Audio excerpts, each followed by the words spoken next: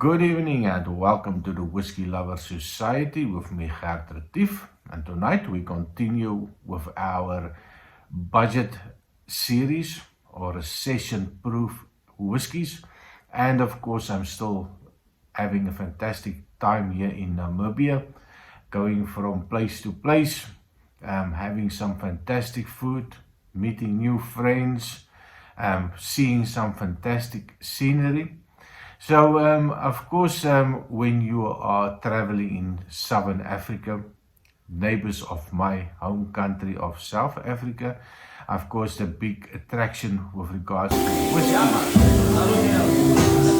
So I did also do a little bit of a shop visit. I made a video of what is available here in Namibia. So I will put a link somewhere if you are interested to see what type of whiskies. Some real obscure whiskies, funny name whiskies that I don't think most people has ever seen or heard of. But of course, it's all about the budget. And I think there's a lot of people in, especially African countries, Southern African countries, South Africa and Namibia included, that are quite budget conscious. If you visit these countries here in Southern Africa, don't think you are going to walk into any liquor store and buy that fantastic single malt whiskey. It's not going to be available. Some of the specialist shop might offer something of the single malt variety, but most of the whiskies that you are going to find here will be a blended type of whiskey. That core range whiskies, Johnny Walker, from black label, right or red label up to the blue label whiskies, you will find it in some of the shops, but most of the time it is the core range, J&B, the Johnny Walkers, Paddy, all those no-name brands that they do advertise here. So I decided to do a little bit of a review today and got up early this morning, had some breakfast, did some work, and then I decided to go to the local Tops, and that was 1 o'clock, so I thought it's not going to be a problem. It is Saturday after all, so I take a nice gentle stroll to the shop, and of course they closed at 1 o'clock. So I keep on forgetting that this is my part of the world. Bottle shops close at 1 o'clock. They don't open on a Sunday, so you better buy your booze early on a Saturday to make sure you have enough for the weekend. So not being discouraged, I went to the hotel and I looked at the bar, and they had some whiskies, of course blended whiskies, not a single malt whiskey in sight. And so I picked up two just to do a quick review. So I got the Bells, the one that we are going to talk about tonight, and of course a VAT 69. So I'm very curious about the VAT 69 as well. I've seen it so many times. I know in a couple of movies, especially the Bollywood movies, they always have a bottle of VAT 69. So I thought it was a good idea to give that one a go as well. So I did buy it from the bar, and quite cheap as well. This one, the Bells that we are talking tonight, is only gonna cost you 16 euros for a full bottle. Yeah, by us 750 milliliters. Yeah, we do get that extra 50 milliliters, and we get a little bit of a higher ABV. So this one is bottled at 43% ABV, so a little bit more than the standard bottle of 40% ABV. So of course it is a blended whiskey. It's definitely some color added. As you can see, no age statement whiskey, but it does have a nice dark amber color to it. So definitely some color. And of course at 43% ABV there will be some chill filtration. So this comes from the Blair Athol Distillery, and very difficult to find information on it. So I didn't want to go too deep onto the websites, but getting some real information on this whiskey was not easy to do. So I thought I'm just going to let it go, do the whiskey review, give my opinion on it. Do I like it or not? A lot of my subscribers know exactly what my tastes are, and I think they all align with my taste as well. So they look at my expressions, and of course they make a decision if they want to try it, based on my humble opinion. So this one, from what I could find with a little bit of digging, is that there could be a little bit of a Kulila influence in it. So a little bit of that smoky nosing and tasting flavors to come out. But I also say there's a little bit of a Glenkinchie in it, some Dufftown, and Inchgower. I'm not so sure how to pronounce it, but that is some of the information that I did get on it. Now, immediately on the nose as well, I'm not sure if it's a power of suggestion, but I do get a really hint of a smoke in the background. But it is for me quite similar to the Johnny Walker. And they also have that a smoky element in it, but it's not something that will jump out, and the first thing that you'll pick up is that smoke. So very subtle, maybe 1 or 2 ppm, but barely visible. So as a little bit of a background, I've had this many years ago. I think maybe when I was in my 20s. This was something that was also still relatively cheap. Well, it was cheap. And that is something that I know my dad also bought many years ago. So that was the White Horse.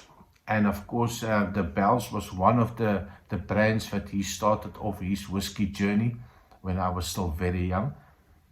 So my last recollection with Bell's, I think it was in the 20s. So many years ago. So not really a good reference point. I can't even remember what I have for breakfast.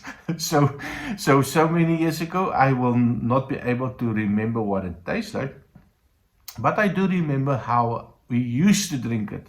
And of course that was with some sparkling water, still water, maybe also a little bit on ice, and the occasional ginger ale. I did like mixing my whiskey with ginger ale, especially the blended whiskies.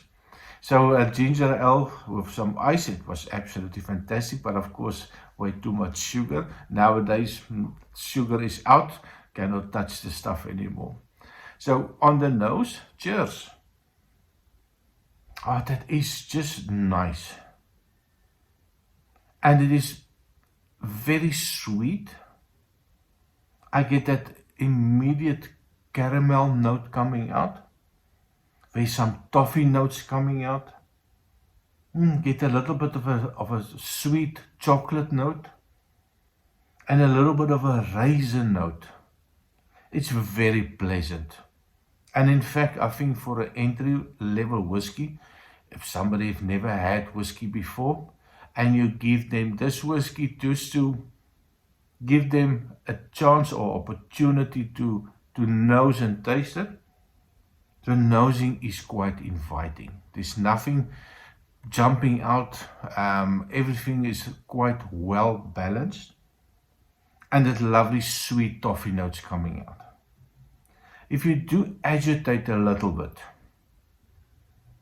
and you stick your nose into the glass, you get that youthfulness, you get that little bite of a young ethanol, nail polish remover, furniture polish, just that hint or a bite of that. Not unpleasant if you're used to it, but I think if you are not used to it, you're definitely going to pick up a little bit of that funky notes. And some people, of course, is going to find it a little bit offensive, But for me, it's quite inviting.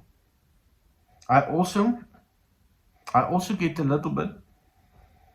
It's a little bit like toasted nuts with some honey on it, or even something like a nut brittle or peanut brittle. So something on that flavors coming out, the sweetness of it, a little bit of a honey note coming out. I do like the nose.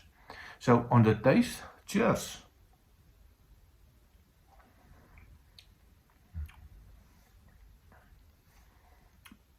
I was a little bit surprised with that. Now, there is quite a distinctive alcohol bite that I did not expect. Now, I don't know if I've been eating too much biltong and that affected my tongue a little bit, all the salty elements of the biltong or the beef jerky for my American friends. So my tongue is a little bit affected with all that salt. And I think that is also contributing to that little alcohol bite. So there's a little bit of a burning sensation and there's a little bit of a heat coming through, and it just covers your whole mouth and it covers the whole body, especially at the weather today. It's still howling like crazy outside. Sand everywhere, so cannot go out, so hence the whiskey tonight. But definitely, but the sweetness, I get that hit of that alcohol, and then it all explodes with quite a sweet whiskey. And the biggest element for me that I get is that toffee notes, that caramel notes, and still a little bit of a chocolate note, but it moving into a little bit of a dark chocolate. And maybe a mixture or chocolate, a dark chocolate with a center of a caramel center, something similar to that. Quite pleasant actually. Also a little bit of a smoke, just a hint of that smoke appearing, but you really have to look for that smoke to identify it. Hint of oak, so a slight bitterness. I'm not even going to say espresso, because espresso is way more of the tannin bitter notes. This is just a hint of it, and I think it's perfect just to mellow down all the sweetness of the whiskey. What I also did pick up, after the second and the third sip, it opens up the sinuses, and when I go back on the nosing, it is like the ethanols, the nail polish remover was just a little bit elevated, so that youthfulness is just actually shining a little bit brighter on the nose. Still not offensive, but it did elevate the notes for me. So let me just give it one more try.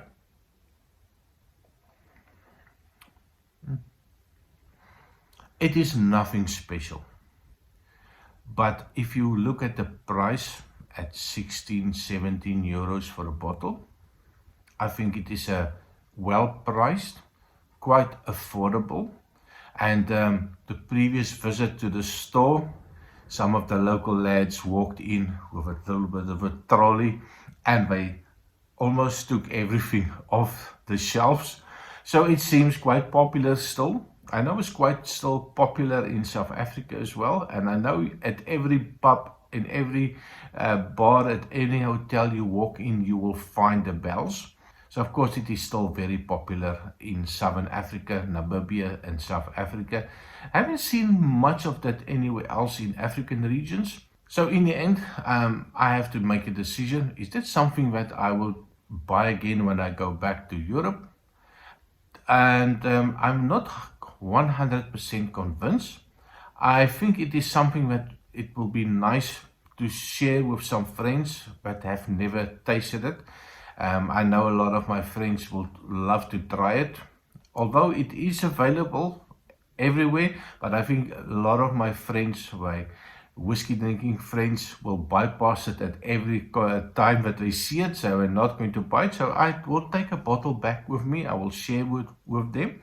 So I will give them also the little bit of the experience that I have here in Namibia. So definitely going to buy that bottle. I would recommend it if you still new to whiskey and you want to try something. Definitely give this one a try. Leave a comment. Tell me what you think. Is it something that you would buy or buy again and recommend to your friends? And of course, as a last note, you've come this far. Maybe it's time to subscribe to the channel. I see more than 87% of the people watch it on a regular basis without subscribing. Shame on you. So, and just as a reminder as well, once we've reached the 1,000 subscribers, that ad revenue from YouTube will go towards children in South Africa. We are now looking at 75 children and that we feed on a monthly basis, and of course we have 85 families that have a difficult time during the last couple of years that we try to support. So it costs you nothing. Just click like and subscribe, leave a comment, share the contents. Let's get to the 1,000. Let's get to the 5,000, the 10,000. The more subscribers, the more money we can earn for the children in South Africa. So thank you very much for watching, and I see you next time. Cheers.